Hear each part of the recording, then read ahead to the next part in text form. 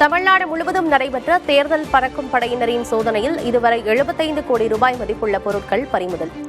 5 கோடி ரூபாய் மதிப்புள்ள போதைப் பொருட்களும் சிக்கியுள்ளதாக தேர்தல் ஆணையம் தகவல்.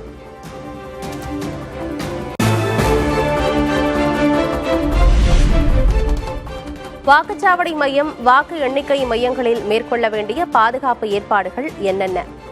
அதிகாரிகளுடன் தமிழக தலைமை தேர்தல் அதிகாரி அர்ச்சனா பட்நாயக் ஆலோசனை.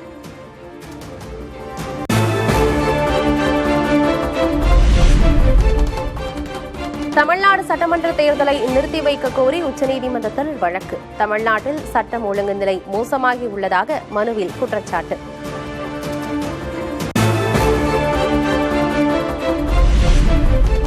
தமிழ்நாட்டிற்கு திமுகவும் புதுச்சேரிக்கு காங்கிரசும் தலைமை என்ற மரபை பின்பற்றுவோம். காங்கிரஸ் மேலிட பொறுப்பாளர் கிரிஷ் சோடங்கர் திட்டவட்டம்.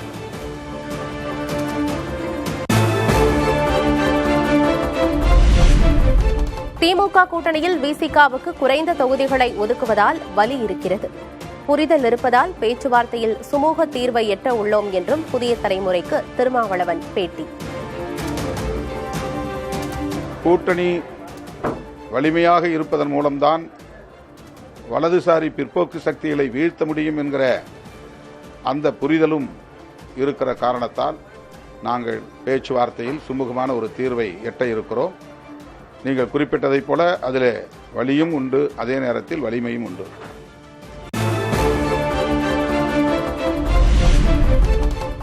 போயஸ் கார்டனை தேடி வந்த நிலை மாறி டெல்லியை தேடிச் செல்லும் நிலையில் உள்ளது அதிமுக.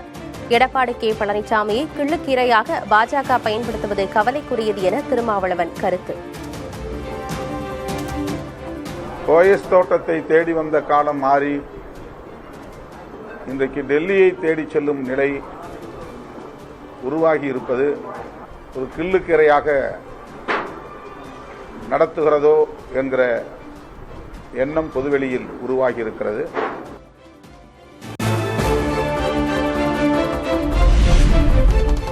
தேர்தல் உத்தியை வகுக்கவே டெல்லி சென்றதாக டிடிவி தினகரன் விளக்கம். பீகார் உத்தியை தமிழகத்திலும் கையாள்வோம் என்றும் அமித்ஷாவை சந்தித்த பிறகு பேட்டி. இந்த தேர்தலை எல்லா கட்சிகளும் 234 தொகுதிகளில் எப்படியெல்லாம் நாம் அதை எதிர்கொள்வது, பீகாரில் அவங்க எப்படியெல்லாம் தேர்தலை எதிர்கொண்டு மாபெரும் வெற்றி பெற்றார்களோ அதுபோல இந்த தேர்தல்களில் நமது தேசிய ஜனநாயக கூட்டணி எப்படி ஒற்றுமையுடன் எல்லா தொகுதியும் செயல்பட வேண்டும் என்பது சம்பந்தமாக பேசுவதற்கு தான் என்னை அழைத்திருந்தார்கள். அதை பற்றி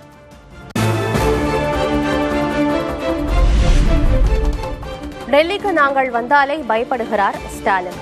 டெல்லியை காட்டி திமுகவால் இனி ஏமாற்ற முடியாது என்றும் தினகரன் திட்டவட்டம். டெல்லியை கண்டா பயப்படுறது, ஏன்னா அவங்க தவறு செய்தவர்கள் பயப்படுவாங்க, அதனால டெல்லிக்கு பற்றி பயப்படுறாங்க. தமிழ்நாட்டில் தேசிய ஜனநாயக கூட்டணிக்கு அதிமுக தான் தலைமை தாங்குங்கிறத எல்லோருக்கும் தெரியும்.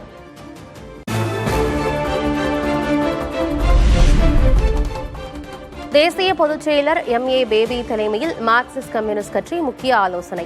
திமுக தரும் 5 தொகுதிகளை ஏற்பதற்கு சென்னையில் ஒரு தொகுதி வேண்டும் என நிபந்தனை விதிக்க முடிவு.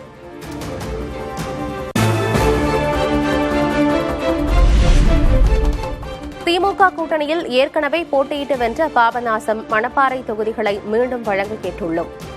மனிதநேய மக்கள் கட்சியின் தலைவர் ஜவாஹிருல்லா புதிய தலைமுறைக்கு பேட்டி. நாங்கள் ஏற்கனவே போட்டியிட்டு வெற்றி பெற்ற 2 தொகுதிகள் பாபநாசம், மணப்பாறை, அதே தொகுதிகளை திரும்ப தர வேண்டும் என்று கேட்டிருக்கிறோம்.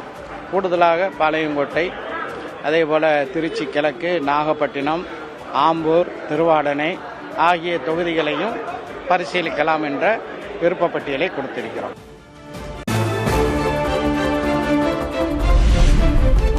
திங்கட்கிழமை தேர்தல் பரப்புரையை தொடங்குகிறார் நாம் தமிழர் கட்சியின் தலைமை ஒருங்கிணைப்பாளர் சீமான். தினமும் 4 அல்லது 5 இடங்களில் பரப்புரை மேற்கொள்ள திட்டம்.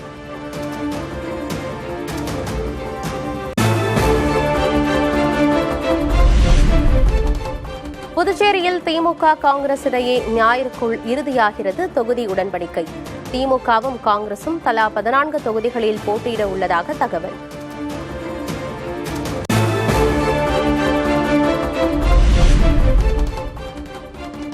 புதுச்சேரியில் உப்பளம், உருளையன்பேட்டை தொகுதிகளில் போட்டியிடுகிறது அதிமுக. 2 முறை ஆட்சி செய்த அதிமுக தற்போது 2 தொகுதிகளில் மட்டும் போட்டி.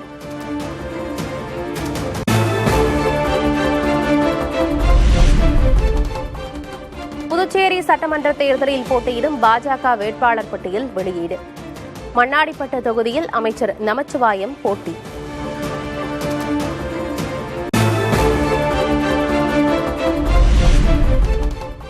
புதுச்சேரி பாஜக அலுவலகத்தை முற்றுகையிட்ட முன்னாள் அமைச்சர் சாய் சரவணகுமார் தரப்பு. ஊசுடு தொகுதியில் வாய்ப்பு மறுக்கப்பட்டதால் கட்சி துண்டுகளை கழற்றி வீசியும் உறுப்பினர் அட்டையை எரித்தும் போராட்டம்.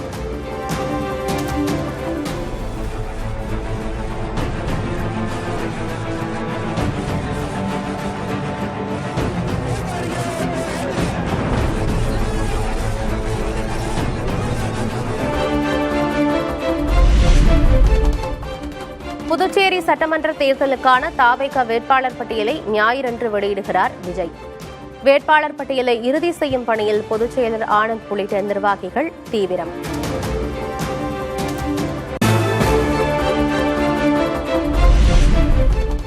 போருக்கு இடையில் ஈரானில் பிறந்த புத்தாண்டு. ஒற்றுமை மற்றும் பாதுகாப்பை உறுதிப்படுத்தி பொருளாதாரத்தை மீட்போம் என உயர்தலைவர் முஜ்தபா வாழ்த்துச் செய்தி.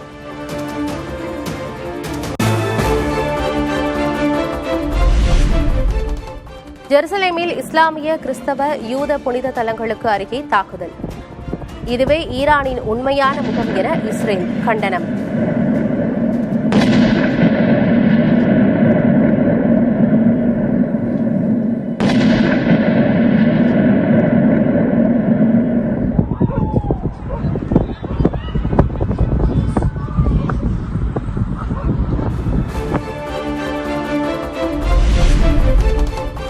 இஸ்ரேல் மீது மீண்டும் கொத்து குண்டுகளை வீசி தாக்குதல் நடத்திய ஈரான். மழலையர் பள்ளிகள் உள்ளிட்ட இடங்களில் குண்டுகள் விழுந்ததில் பலர் காயமடைந்ததாக தகவல்.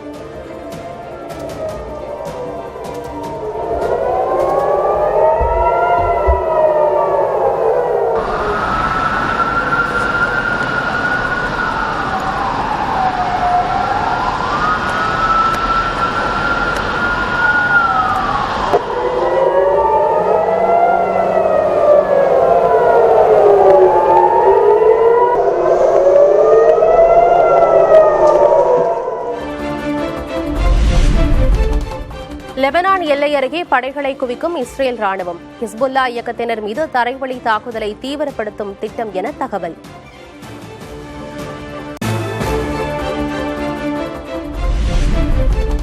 ஈராக்கின் பாக்தாத் உளவுத்துறை தலைமை அலுவலகம் மீது குண்டு வீசி தாக்குதல். உள்நாட்டு பிரிவினை அமைப்பினர் தாக்குதல் நடத்தியதாக தகவல்.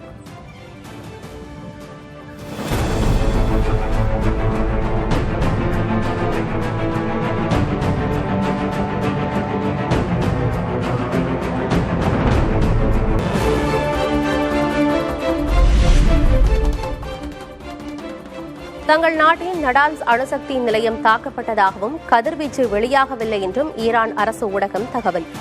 மிக ஆபத்தான பகுதியில் மீண்டும் தாக்குதல் நடத்தப்பட்டதால் பதற்றம்.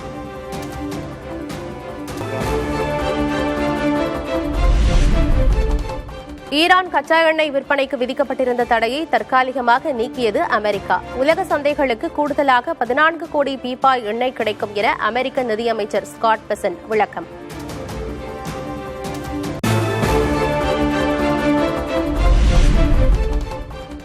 ஒவ்வொரு டேங்கர் கப்பலுக்கும் 17 கோடி ரூபாய் கட்டணம் வசூலிக்க ஈரான் திட்டம். ஹோர்முஸ் நீரிணையை கடக்க நுழைவு கட்டணம் வசூலிக்கப்படுவதாக குற்றச்சாட்டு.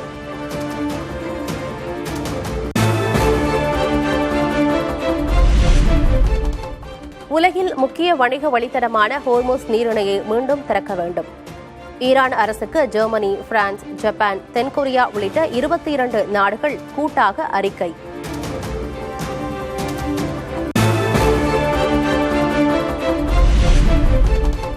இந்திய எல்பிஜி கப்பலுக்கு உதவிய ஈரான் அரசு. ஈரான் கடற்படையின் வழிகாட்டுதலோடு இந்திய கப்பல்கள் ஹோர்முஸ் நீரிணையை கடந்ததாக தகவல்.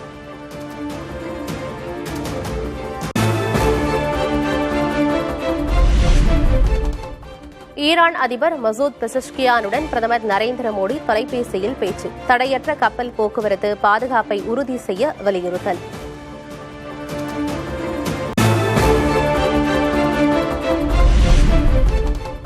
மேற்காசிய போரால் நாடு எதிர்கொள்ளவிருக்கும் பணவீக்கத்தை கட்டுப்படுத்த மத்திய அரசிடம் எந்த திட்டமும் இல்லை. 5 மாநில தேர்தல் முடிந்த பிறகு பெட்ரோல் டீசல் விலை உயர்த்த மத்திய அரசு திட்டம் எனவும் ராகுல் காந்தி விமர்சனம்.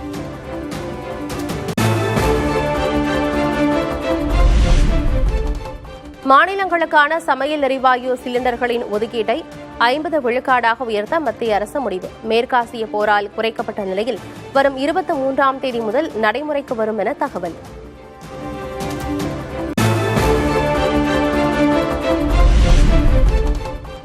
தேனி ஆண்டிப்பட்டியில் சமையல் கேஸ் சிலிண்டர் வாங்க நாள்தோறும் வெயிலில் காத்திருக்கும் நிலை.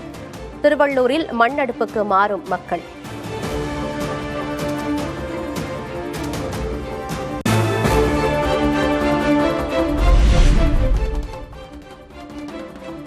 உதகையில் சிலிண்டர் பற்றாக்குறை காரணமாக நூற்றுக்கணக்கான உணவகங்கள் மூடல். உணவு தட்டுப்பாட்டால் தவிக்கும் சுற்றுலா பயணிகள்.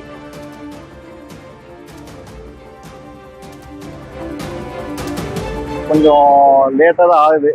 கேட்டால் கொஞ்சம் கேஸ் இஷ்யூ இருக்குது சார், கொஞ்சம் அட்ஜஸ்ட் பண்ணிக்கங்கன்னு சொல்கிறாங்க. சரி, அதை விட்டு மேலே வரப்போ பார்த்தீங்கன்னா ஊட்டியில் 2-3 இடத்துலலாம் ஒரு டீ ஸ்பாட் இருந்துச்சு, 1-2 இடத்துல இல்லை. ஹோட்டலுக்காக ஹோட்டலுக்கு வரும்போது 2-3 ஹோட்டல் இல்லைன்னு சொல்லிட்டு தான் திருப்பி இங்கே வந்து சாப்பிட்டோம். இங்கேயே சாப்பிட்ற இடத்துல கொஞ்சம் வெரைட்டிகள்லாம் கம்மி தான், ரெகுலர் ஐட்டத்தை விட சொன்னாங்க. இருந்தாலும் கிடச்சிச்சு, ஆனால் நாங்கள் எதிர்பார்த்தபடி சூடாக இல்லை. மற்றும் இந்த தட்டுப்பாடு இருக்கிறனால அவங்க கேட்குற வெரைட்டிஸ் எங்களால் கொடுக்க முடியல. இது வந்து டூரிஸ்ட்டுக்கு வந்து ரொம்ப ஒரு பெரிய பாதிப்பாக இருக்குது. எங்களுக்கு பெரிய ஒரு மன வருத்தமாக இருக்குது.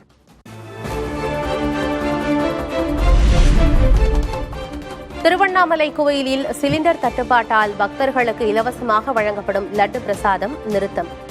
விறகு அடுப்பில் லட்டு தயாரிப்பதற்கு அனுமதி பெற கோயில் நிர்வாகம் முயற்சி.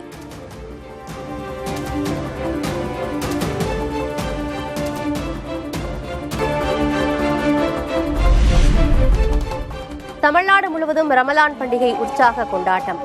சிறப்பு தொழுகையில் பங்கேற்ற பெருந்திரளான இஸ்லாமியர்கள்.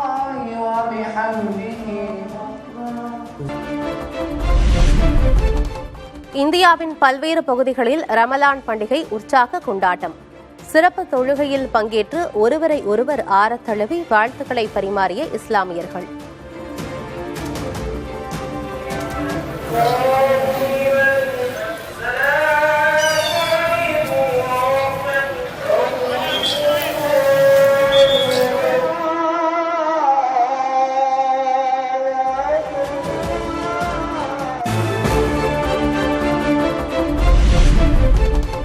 காஷ்மீரில் நடந்த ரமலான் பண்டிகை கொண்டாட்டத்தில் எதிரொலித்த ஈரான் விவகாரம். மறைந்த அயதுல்லா அலி காமேனி படத்தை கையில் ஏந்தி ஆதரவு முழக்கங்களை எழுப்பி நூற்றுக்கணக்கானோர் பேரணி.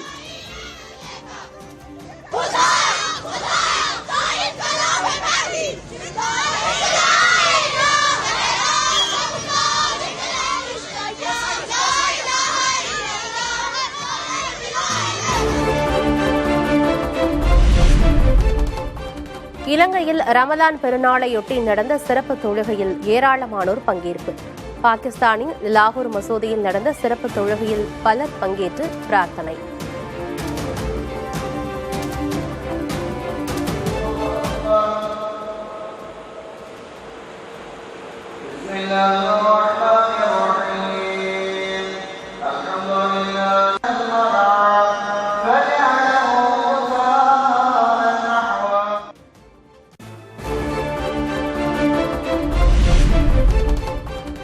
கேரளத்தில் சூடுபிடிக்கும் தேர்தல் அரசியல் களம். வேட்புமனு தாக்கல் செய்ய அரசியல் கட்சியினரிடையே போட்டா போட்டி.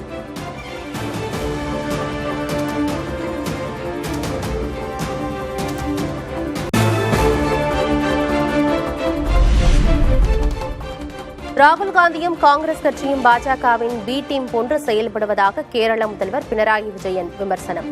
திருவனந்தபுரம் மாநகராட்சியை கைப்பற்றியதால் மட்டும் மக்கள் பாஜகவின் பக்கம் இருப்பதாக அர்த்தமில்லை எனவும் கருத்து.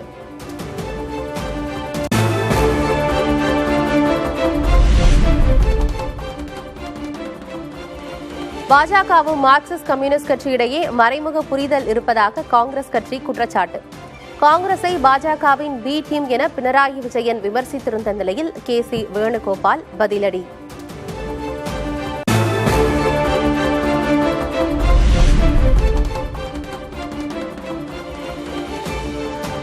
மேற்குவங்க மாநில ஆளுநர் ஆர்.என். ரவியை சந்தித்து பேசிய முதல்வர் மம்தா பானர்ஜி. சட்டமன்ற தேர்தல் நெருங்கும் நிலையில் முக்கியத்துவம் பெறும் சந்திப்பு.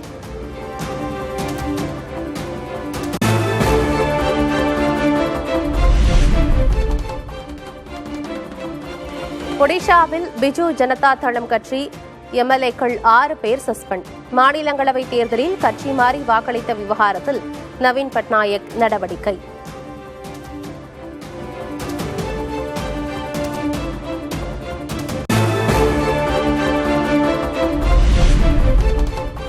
மேற்காசிய போரால் ஏற்றுமதி சரிந்ததால் குஜராத்தில் ஜவுளி உற்பத்தி முடக்கம். தொழிற்சாலைகள் மூடப்படும் சூழலால் கூட்டமாக சொந்த ஊர் திரும்பும் தொழிலாளர்கள்.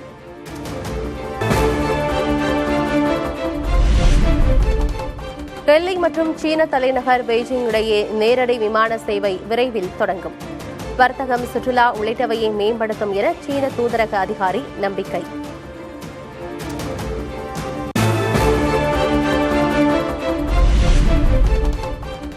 திருப்பதி ஏழுமலையான் கோயிலுக்கு சந்திரபாபு நாயுடு குடும்பத்தினர் 44 லட்சம் ரூபாய் நன்கொடை. கோயிலில் வழிபாடு செய்ததோடு பக்தர்களுக்கு உணவு பரிமாறி கலந்துரையாடல்.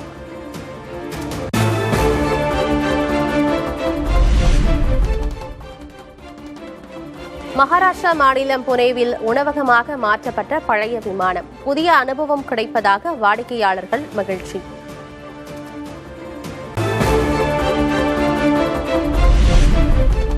ஹரியானாவில் சிலிண்டர் பரிமாற்றத்தை எளிதாக்க எல்பிஜி ஏடிஎம்ஐ அறிமுகப்படுத்திய பாரத் கேஸ்.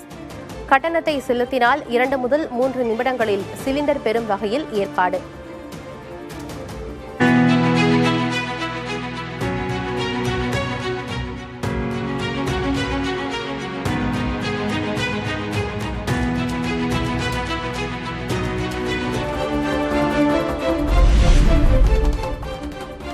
தங்கம் விலை ஒரே நாளில் சவரனுக்கு 2640 ரூபாய் சரிவு. ஒரு சவரன் தங்கம் 1,08,960 ரூபாய்க்கு விற்பனை.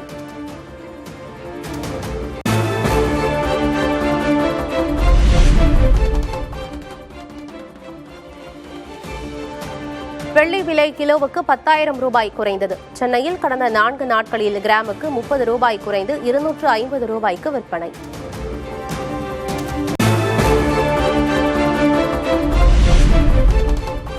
விளைபொருட்களிலிருந்து உயிரி எரிபொருட்கள் தயாரிப்பதில் பிரேசில் மும்முரம். உலக அளவில் கச்சா எண்ணெய் எரிவாயு தட்டுப்பாடு ஏற்பட்டுள்ள நிலையில் மாற்றுப்பாதையில் பயணம்.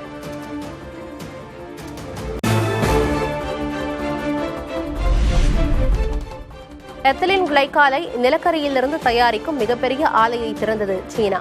35,000 கோடி ரூபாய் மதிப்பிலான தொழிற்சாலையின் பிரம்மாண்ட திறப்பு விழா கோலாகலம்.